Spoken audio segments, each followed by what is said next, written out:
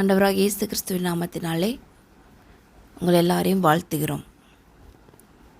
அன்பான சகோதரிகளே, இன்றைக்கு பார்க்கும் பொழுது உடைந்து போன கிறிஸ்துவ குடும்பங்களை நாம் பார்க்கிறோம். சந்தோஷம் இல்லாமல், சமாதானம் இல்லாமல் அநேக குடும்பங்கள் காணப்படுகிறது. கிறிஸ்துவால் ஆளப்படும் குடும்பமானது பூமியிலேயே மிகவும் இனிமையான இடமாக இருக்க வேண்டும்.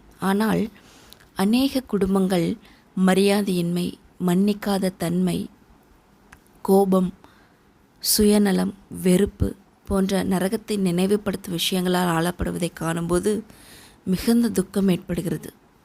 இது நமது சாட்சியை தகர்ப்பது மட்டுமல்லாமல் நமது சந்தோஷத்தையும் அளிக்கிறது. நமது குழந்தைகளையும் மணிமடிவாக்குகிறது. எல்லாவற்றுக்கும் மேலாக தேவனால் திட்டம் பண்ணப்பட்ட கிறிஸ்தவ குடும்பத்தின் நோக்கத்தையும் அர்த்தத்தையும் தகர்த்து போடுகிறது.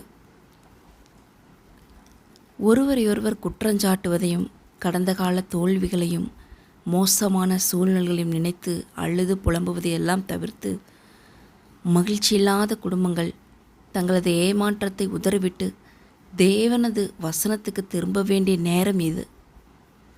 இதற்கு நேர்மையும் தேவனிடம் ஒப்படைக்கும் தன்மையும் தனி நபராக, குடும்பமாக எங்கே தோல்வி அடைந்தோம் என்பதை காண கருத்தாக தனது வாழ்வையும் இருதயத்தையும் ஆராய்ந்து பார்ப்பது மிகவும் அவசியமாக இருக்கிறது. கர்த்தருக்கு கீழ்ப்படிய அவரிடம் திரும்பும்போது பிரச்சனைகள் சீரடைவதை உங்களால் உணர முடியும். தேவனிடம் உங்களுக்கு நம்பிக்கை உண்டு என்பதை இருதயபூர்வமாக உணர்ந்திடுங்கள். அவரது வசனத்தை பின்பற்றி விருப்பத்துடன் அவரிடம் மனம் திரும்பி வரும்போது அவர் உங்களது குடும்பத்தை திரும்பவும் எடுத்து கட்டி அதை ஆசீர்வதிப்பார். இந்த வீடியோவானது தேவனுக்கு பயப்படுகிற குடும்ப வாழ்க்கைக்கு அவசியமான தேவனது கட்டளைகள், நியமங்களுக்கு கீழ்ப்படிய விரும்புகிற தனது குடும்பத்தை இன்னும் இனிமையாக, அழகாக மாற்றுவதற்கு கடினமாக உழைக்க விரும்புகிற சகோதரிகளுக்கு என்னுடைய இருதயபூர்வமாக கர்த்தர் சொன்ன பிரகாரமாக நான் உங்களுக்கு வெளிப்படுத்தி காட்டுகிறேன். அநேக விதமான புத்தகங்கள், ஆவிக்குரிய புத்தகங்கள் இதற்காக, பெண்களுக்காக அவங்களுடைய குடும்பம் நடக்க வேண்டிய காரியங்களை பற்றி எல்லாம் சொல்லப்பட்டிருக்கிறது. ஆனால் அந்த வீடியோக்கள் மூலமாக நம்முடைய இந்திய தேசத்திலே, இந்த சமுதாயத்திலே இப்படியெல்லாம் நடந்து கொண்டிருக்கிறது என்பதை நினைவில் கொண்டு இந்த வீடியோக்கள் மூலமாக நான் சொல்ல விரும்புகிறேன். ஒரு இந்திய பெண்ணாக, மனைவியாக அல்லது தாயாக, மாமியாராக மற்றும் பாட்டியாக வேதாகம கண்ணோட்டத்தில் கணவனின் தலைமை தத்துவத்தின் கீழ் அன்பான வீட்டை கட்டியெழுப்பும் பெண்ணின் பொறுப்புகளை நான் சொல்லுகிறேன்.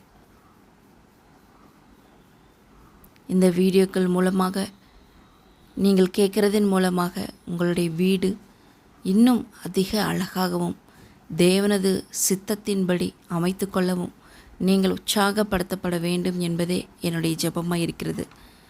அன்பான சகோதரிகளே, கிறிஸ்துவ சகோதரிகள் எல்லாரும் குடும்பத்தை எப்படியாக நாம் கட்ட வேண்டும், கர்த்தருக்குள்ளாக நாம் எப்படியாக நடக்க வேண்டும், ஒரு மனைவியின் பங்கு என்ன, ஒரு தாயாக, மாமியாராக, பாட்டியாக, மனைவியாக இருக்கும் பொழுது நாம் செய்ய வேண்டிய காரியம் என்ன என்பதை தொடர்ந்து வரும் வீடியோக்களில் நாம் பார்க்க போகிறோம். தொடர்ந்து இந்த வீடியோக்கள் மூலமாக நீங்கள் பாருங்கள், பார்த்து பயனடையுங்கள். கர்த்தர் தாமே உங்கள் அனைவரோடும் கூட இருப்பாராக. ஆமென்.